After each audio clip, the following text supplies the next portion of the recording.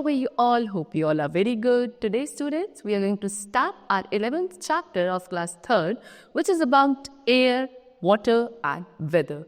So, student, these are the basic essential components which are present on the earth and they make our survival possible. Okay, so we have to discuss about them in a detailed manner one by one. Okay, chalo. So, let's begin our chapter. Okay? See. Air and water are two important components of the nature. They are essential to sustain life on the earth. Neither plants nor animals and human beings could survive without them. They also affect the weather. Let us study about that. So student, they have told the same thing कि air and water अर्थ के दो बहुत ही important components हैं जो सभी living beings के survival को possible बनाते हैं. ठीक है, प्लांट्स, एनिमल, ह्यूमन बींग्स, जितने भी लिविंग क्रिएचर्स हैं, इनका जो सर्वाइवल है वो लाइफ पर एग्जिस्ट करता है because of these two basic components only. ठीक है, चलो. And these two components effect the weather also. ठीक है, ये एयर एंड वाटर जो वेदर है हमारे अर्थ का उसको भी इफेक्ट करते हैं. अब वो कैसे करते हैं वही हम आज डिस्कस करेंगे. ठीक है, सबसे पहले हम लोग पढ़ेंगे एयर के बारे में. ठीक है, देखो, air is all around us, we can not see it, however we can feel the presence of air when it is moving. Moving air is called wind. So student, air क्या है? Air हमारे चारों तरफ है ना. चलो, लेकिन हम उसको देख नहीं सकते, हम सिर्फ उसको फील कर सकते हैं, एक्सपीरियंस कर सकते हैं.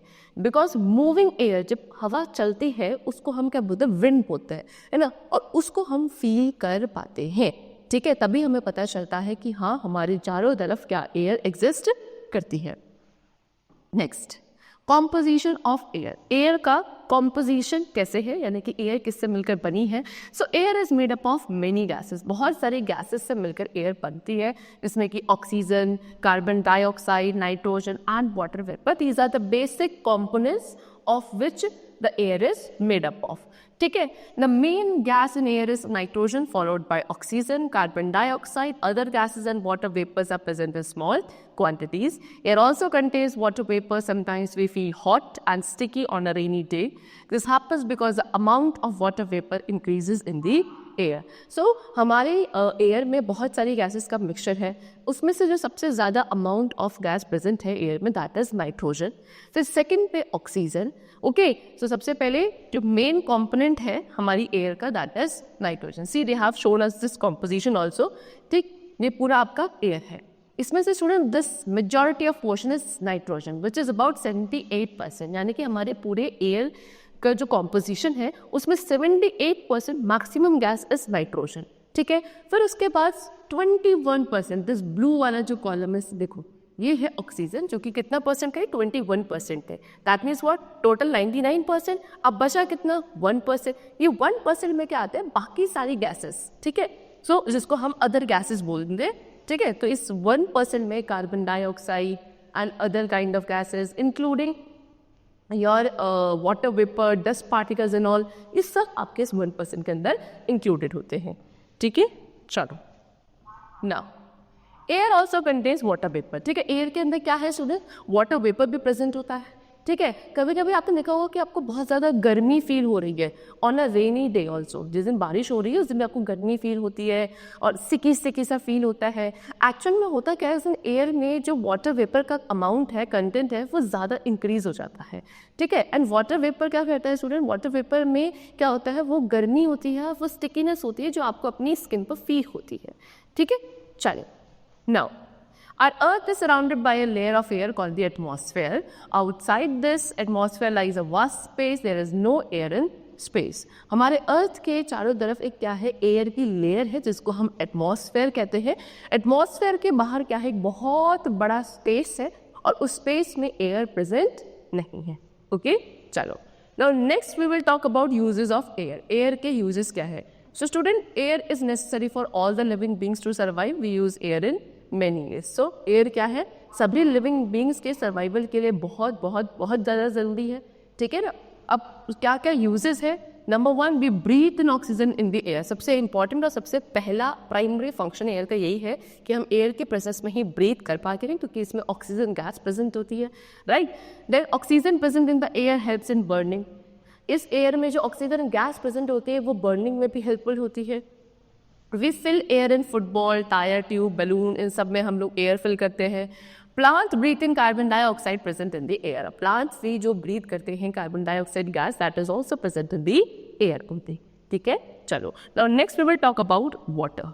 ठीक है, सी all living things need water. We need water to drink, wash, cook and bathe.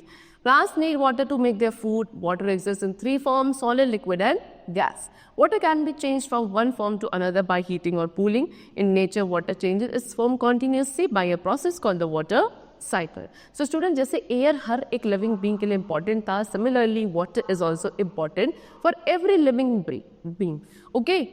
सभी को पानी पीने के लिए, वॉश करने के लिए, कुक करने के लिए, बेथ के लिए और बहुत सारे पर्पसेस के लिए वाटर इज रिक्वायर्ड।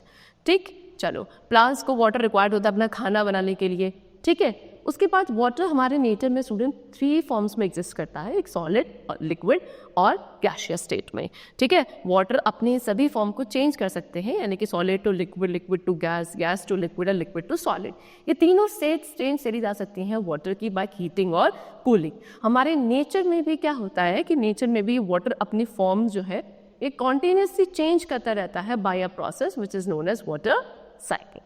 ठीक, चलो Now next we come to the topic water cycle. So water cycle में कुछ steps हैं, one by one they have shown us. First of all, the sun's heat warms water bodies such as oceans, seas, lakes, ponds and rivers and changes water into water vapor. The formation of water vapor from the water bodies by the heat of the sun is called evaporation. Water vapor rises up into the air.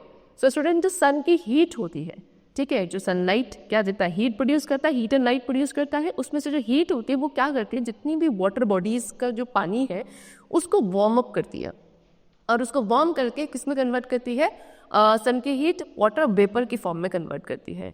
Water vapour क्या होता है student, water vapour काफ़ी light हो जाता है ना, क्योंकि वो हीट हो जाता है, हीट होने की वजह से वो काफ़ी लाइट होता है और लाइट होने की वजह से वो ऊपर की तरफ राइज करते हैं और वो कहाँ जाते हैं, ऑन दी स्काई। ठीक है, सो ये जो प्रोसेस है जहाँ पे सन की हीट क्या करती है, वाटर बॉडीज की वाटर को कन्वर्ट करती है into the form of water vapour, this process is known as evaporation. ठीक है, चलो नाउ द सेकेंड स्टेप। तो जब अब पानी क्या इवेपोरेट होके ऊपर जा चुका, सी इस तरीके से यहाँ पे क्या था, ये सारी वाटर बॉडीज थी आपको गिवन है, ये वाटर, ये सन था, सन की हीट से क्या हुआ, ये पानी वार्म अप हुआ, वाटर वेपर बना और ऊपर की तरफ राइज हुआ। देखो ये आपको एरो दिखा रखे ना, किस प्रोसेस के थ्रू, इवेपोरेशन के थ्रू ऊपर गया। ठीक, अब second, when water vapor reaches high up in the sky, it cools to form droplets of water. The cooling of water vapor to form water droplets is called condensation. These water droplets come together to form clouds. अब यही पानी की ये जो water vapour है, ये जैसे ही कहा जाता है ऊपर काफ़ी ऊंचाई में अबव द स्काई, वहाँ जब पहुँचता है तो वहाँ टेम्परेचर क्या होता है, कम होता है, ठंड होती है, वहाँ जाके ये वाटर वेपर कूल डाउन होना शुरू होते हैं और दोबारा से क्या गैशियस स्टेट में थे, water vapour is the gaseous state of water, then it changes again to form water droplets, ये दोबारा से वाटर ड्रॉपलेट्स में आ जाते हैं और ये जो प्रोसेस होता है जहाँ पे वाटर वेपर चेंज होकर वाटर ड्रॉपलेट बन जाते हैं, इसका नेम होता है कंडेंसेशन। ठीक है, चलो दैट मीन्स व्हाट, ये सारे अब जितना भी वाटर वेपर ऊपर गया था, ऊपर जाके हाँ ये कंडेंसेशन हुआ, कंडेंसेशन होने के बाद ये वाटर ड्रॉपलेट्स बन गई।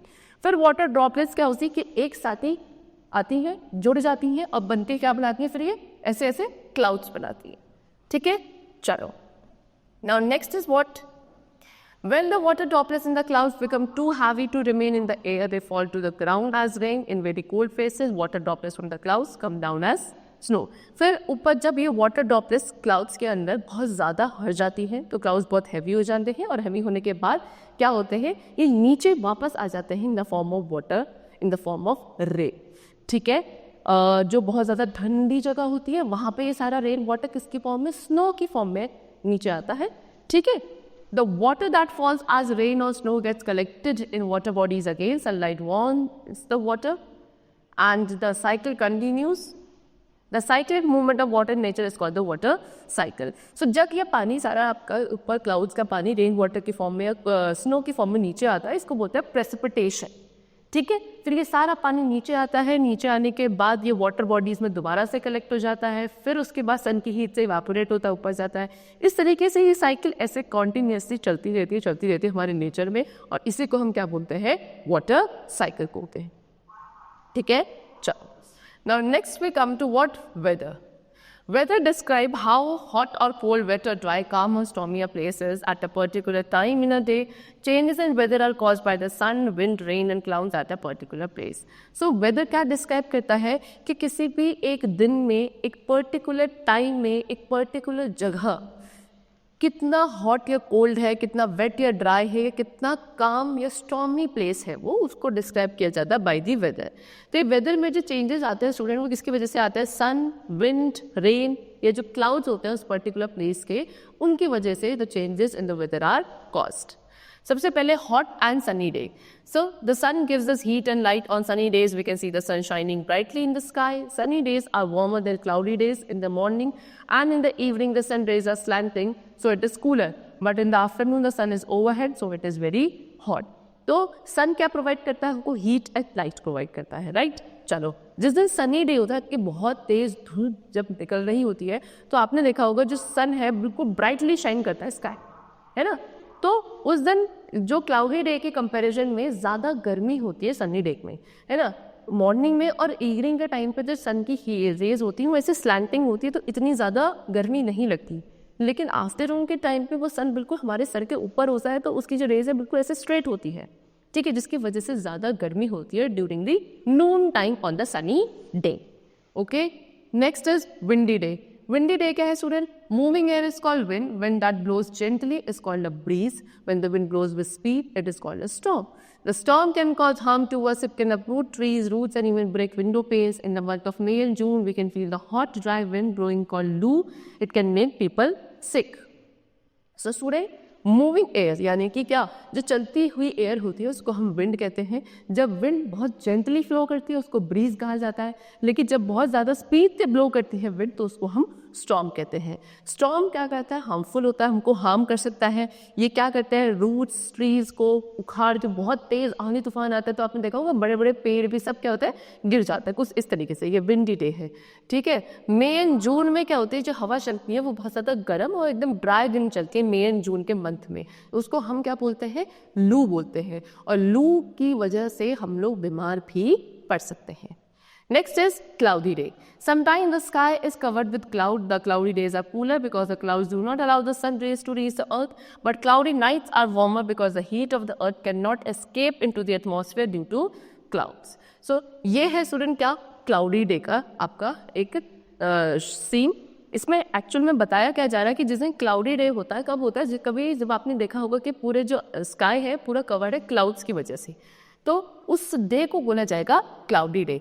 क्लाउडी डे जो होता है डे टाइम काफ़ी कूलर होते हैं. क्यों? क्योंकि वो सन की हीट को हमारे अर्थ के एटमॉस्फेयर में एंटर नहीं करने देते. तो जब एंटर नहीं कर पाती है हीट तो क्या होता है? दिन मतलब जो डे टाइम होता है क्लाउडी डे का वो कूलर होता है. लेकिन जो क्लाउडी डे की नाइट्स होती है तब ज़्यादा गर्मी होती है, क्योंकि जो सन के एटमॉस्फेयर है ऑलरेडी जो हीट है वो बाहर नहीं जा पाती है. क्यों? क्योंकि जब क्लाउड्स अंदर से बाहर से किसको अंदर नहीं आने दे रहे, तो यहाँ से बाहर भी नहीं जाने देंगे हमारे एटमॉस्फेयर में से, जिसकी वजह से हीट अंदर ही रहती है अर्थ के एटमॉस्फेयर के अंदर, और वो क्या करती है? ज़्यादा गर्मी पैदा करती है, ठीक है. Next is rainy day. अब आपको पता है जब क्लाउड्स होंगे तो क्लाउड्स क्या लाएंगे? रेन लाएंगे, है ना. So clouds bring rain. On a hot day, rain brings comfort and relief. Too much rain causes floods along with loss of lives and property, but too little rain causes drought. ये है rainy day. Clouds जब बहुत ज़्यादा हो जाते हैं फिर बारिश होती है ना. जिस दिन बहुत ज़्यादा गर्मी होती है उस दिन जब बारिश हो जाए तो उससे बहुत कंफर्ट एंड रिलीफ है जो अर्थ के एटमॉस्फेयर में आता है. लेकिन अगर ये बारिश बहुत ज़्यादा हो जाती है ज़रूरत से ज़्यादा तो क्या हो सकता है? फ्लड्स आ सकते हैं, बाढ़ आ जाती है, जिसकी वजह से लाइफ एंड प्रॉपर्टी को बहुत नुकसान होता है. और अगर बारिश बहुत कम है ज़रूरत से ज़्यादा तो ड्रॉट यानी कि सूखा पड़ने की कंडीशन भी हो सकती है, वो भी हार्मफुल होती है, ठीक है. Now What causes the different types of weather? अभी जो different types के weather अभी हमने पढ़े स्टूडेंट, ये किसकी वजह से होते हैं? See, weather is not constant. Our daily weather is caused by a mixture of 3 things. देखो weather constant नहीं होता है. हमारा जो daily weather है ना, हमेशा चेंज होता रहता है. इसके जो मेन कारण है वो मिक्सचर जो है वो 3 things है. एक तो सन, एयर एंड वाटर की वजह से. सन हमें क्या प्रोवाइड करता है? वार्म. एयर हमें क्या करती है? एयर की वजह से जो विंड है वो मूव करती है ना. और वाटर क्या देता है? वाटर हमें क्लाउड्स, रेन, स्नो, ये सब वाटर से मिलकर बनते हैं. तो सन के बात करें तो sun rises in the morning. Morning में सन राइज करता है. नून में जो है काफ़ी गर्मी होती है बिकॉज सन बहुत ज़्यादा ब्राइटली हमारे बिल्कुल सर के ऊपर क्या करता है, शाइन करता है। फिर इन द इवनिंग सन क्या है, सेट हो जाता है। So at that time it is cool and pleasant, nights are cooler than days during the course of a single day, the weather changes several time, the sun causes these changes. So जिस समय रात के time पे हम देखा होगा काफ़ी ठंडा हो जाता है मौसम, है ना, क्यों, क्योंकि उस वक्त जो सन है वो सेट हो जाता है। Nights time are cooler than day time. Okay, so एक ही दिन में आप देखो कितने सारे चेंजेस आ रहे हैं। कभी सुबह आपको क्या है वार्म, मतलब प्लेजेंट है, उसके बाद दिन में बहुत ज़्यादा गर्मी है, रात में एकदम ठंड हो जाता है। तो ये सारे जो एक ही दिन के अंदर सारे चेंजेस आ रहे हैं, that is because of sun. Next is wind. Wind भी क्या है, wind also causes changes in the weather. Wind की वजह से भी वेदर में चेंजेस आते हैं। समर में, समर टाइम पे जो हॉट विंड चलती है उसको लू बोलते हैं, है ना, हम बहुत ज़्यादा स्वेटिंग हमको होती है ना, हम बाहर जाना पसंद करते हैं। और विंटर्स में बहुत ठंडी हवा चलती है, इसमें हम अपने घर के अंदर बैठे रहते हैं, बेड के अंदर, है ना, ब्लैंकेट ओढ़ के, क्योंकि बहुत ज़्यादा ठंडी हवा चलती है। Now next is rain. So when it rains, the sky becomes dark as it is covered with dark cloud. जब बारिश होती है तो आपने देखा होगा स्काई बिल्कुल डार्क हो जाता है, क्योंकि बिल्कुल काले काले बादलों से पूरा स्काई कवर्ड रहता है। डस्टी विंड ब्लोस, जो विंड है वो डस्टी चलती है ना।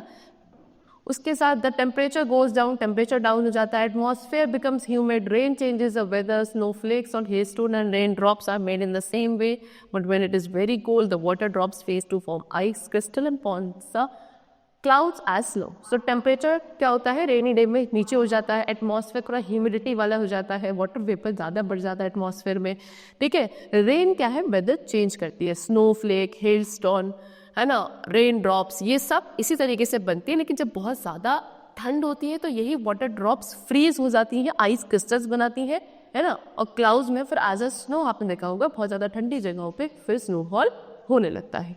Now next is fog, mist, due and humidity.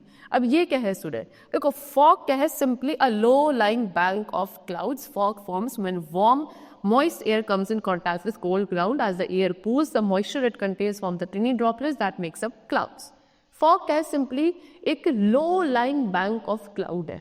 यानी कि फॉग कब बनते हैं, जब वार्म मॉइस्ट एयर किसके कांटेक्ट में आती है, बिल्कुल कोल्ड ग्राउंड, ठंडी ज़मीन के कांटेक्ट में आती है जब ऐसी एयर, तब फॉग का फॉर्मेशन होता है। जब एयर कूल हो जाती है तो जो मॉइस्चर इसके अंदर होता है वो क्या दोबारा से छोटी छोटी वाटर ड्रॉपलेट्स में कन्वर्ट हो जाता है और फिर क्लाउड्स का फॉर्मेशन होता है। मिस्ट क्या है, मिस्ट थोड़ा लाइटर होता है फॉग के कंपैरिजन में। After a cold night dew can be seen on the grass and on leaves. This is because during a cold night air holds less water vapour than hot air, so the water vapour condenses into drops of water. आपने देखा होगा जब winter days होते हैं तो जब सुबह होती है, रात के बाद, कोल्ड नाइट के बाद जब सुबह, आपने देखा होगा ग्रास पे, लीव्स पे आपको ड्यू, ओस के बूंदे देखने को मिलती हैं। ये क्यों होती है, क्योंकि जो कोल्ड नाइट होती है, जब रात थी, ठंडी रात थी, तो एयर में वाटर वेपर का अमाउंट कम होता है, ठीक है, as compare to hot air.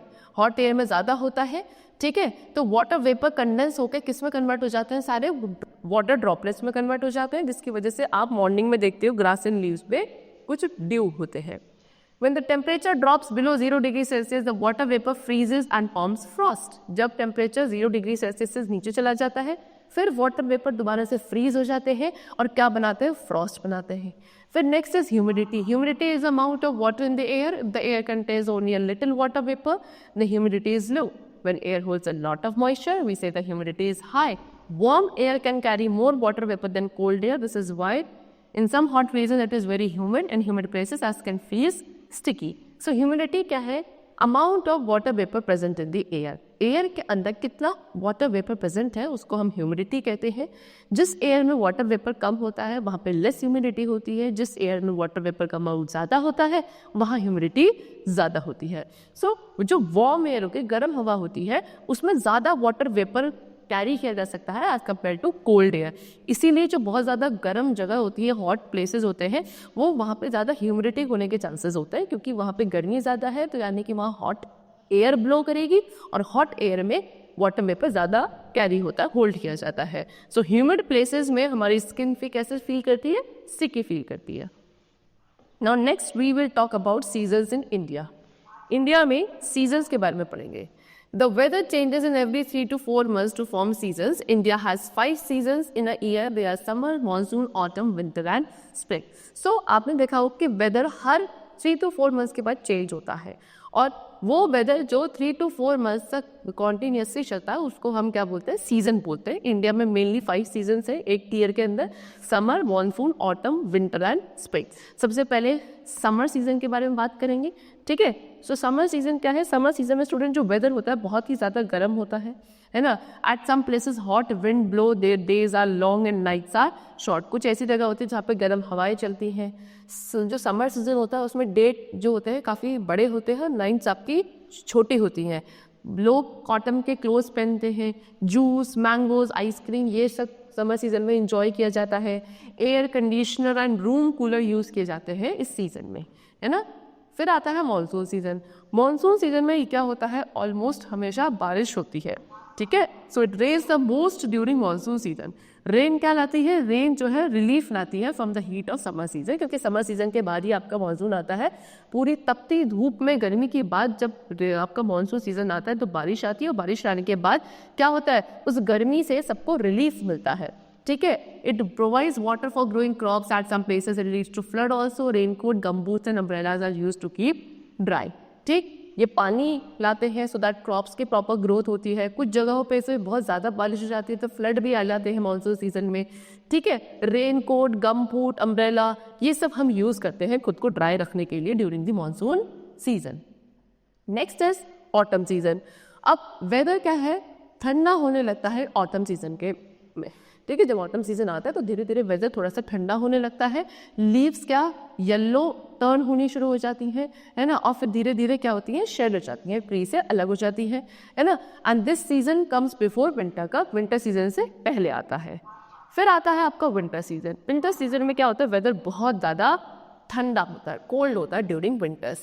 Days short होते हैं, नाइट्स आपकी लॉन्ग होती है, ठीक है। लोग कैसे? वुलन क्लोथ्स पहनते हैं, है ना। हॉट ड्रिंक्स एंड फ्रूट्स जैसे कि ऑरेंजेस एंड ग्रेप्स वगैरह ये सब विंटर सीजन में इंजॉय करते हैं। रूम हीटर्स यूज़ किए जाते हैं घर को क्या रखने के लिए? वार्म रखने के लिए ड्यूरिंग द विंटर सीजन।